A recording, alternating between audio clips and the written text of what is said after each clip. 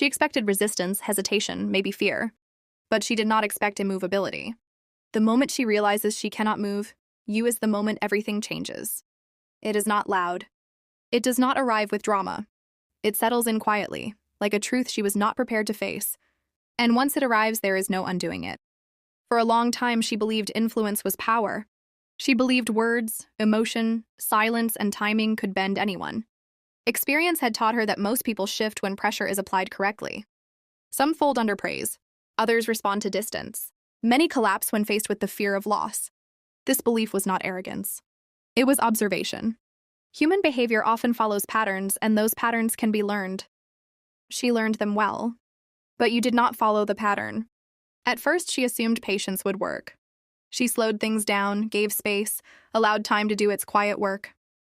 Time usually softens resolve. It introduces doubt. It creates longing, yet time passed, and you remained exactly where you were.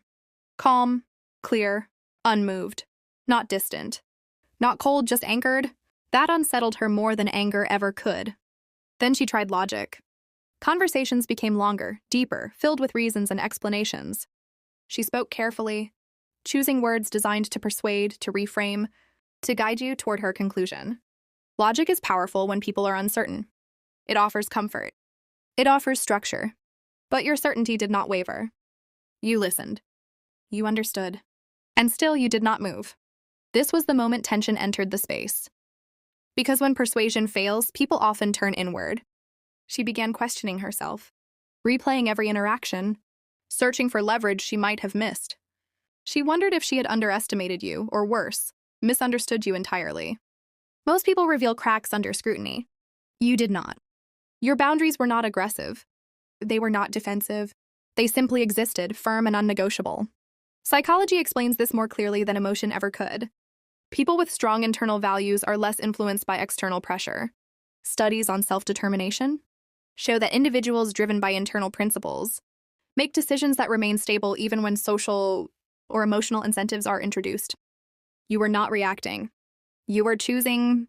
That distinction mattered more than she realized at first. So she tried emotion. Emotion works because humans are wired for connection.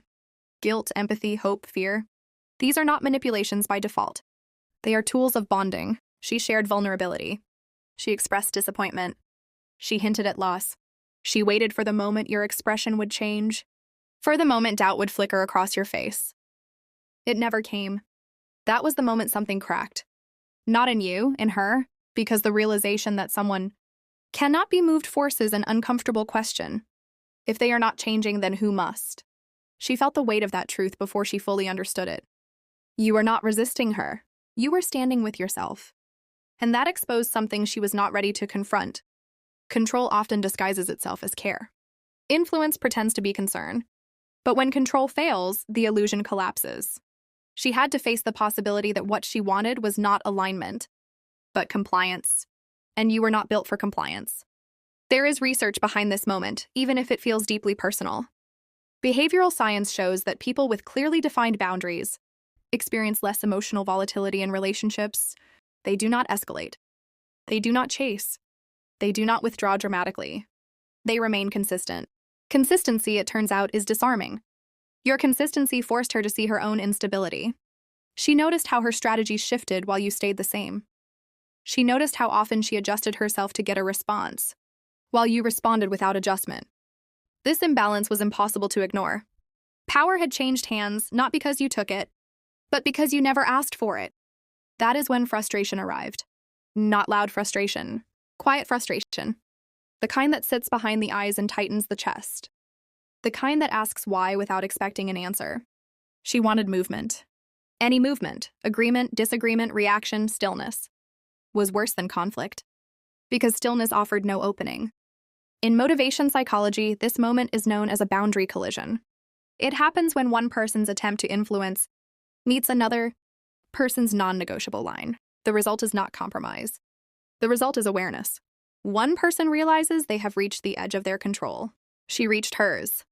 And with that realization came a choice. She could escalate, push harder, abandon subtlety, and force the issue. Many do. It sometimes works in the short term. But force always carries a cost.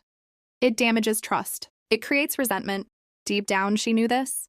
You knew it too, which is why you never raised your voice. You never defended excessively. You never explained beyond what was necessary. Your calm was not accidental. It was disciplined. So instead of pushing, she paused. That pause was heavy. It held everything unsaid. It held the truth she had been avoiding. That she could not move you because you were already aligned with yourself. You were not stuck. You were steady. And steadiness cannot be pulled without breaking something. This is where the moment becomes transformational. Because when someone realizes they cannot move you, they are forced to confront their own position. They must either respect the boundary or walk away from it. There is no third option. No negotiation with certainty. No bargaining with clarity. Respect is not passive. It is an active decision to stop pushing. She saw now that your strength was not dominance. It was restraint. You did not need to win. You did not need validation. You did not need her approval to stand where you stood. That kind of strength is rare, and it changes the dynamic of every interaction it enters. Neuroscience supports this response. When people encounter emotional stability, their nervous system eventually mirrors it. Chaos cannot survive without participation. You refused to participate, and in doing so, you changed the entire equation.